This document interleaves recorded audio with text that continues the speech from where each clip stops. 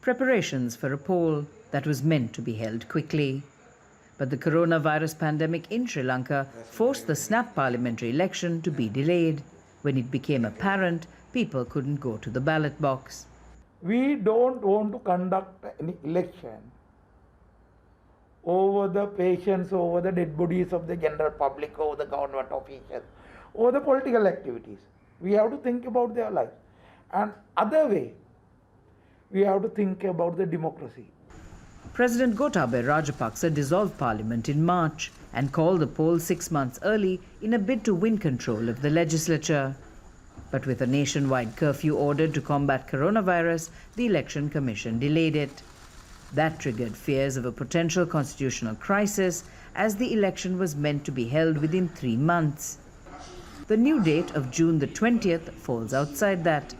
But Rajapaksa says there'll be no need to recall the old parliament.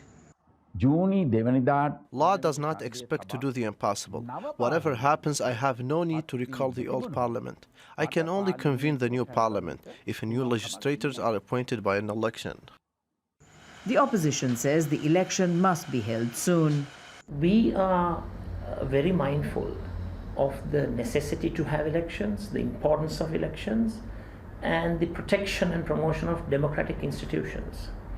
Having said that, we need to have a propitious environment, an appropriate context where we can have a free and fair election.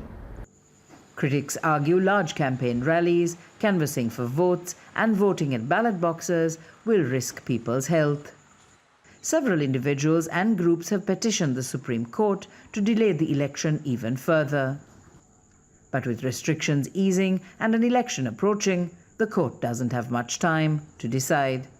Minna Fernandez, Al Jazeera, Colombo.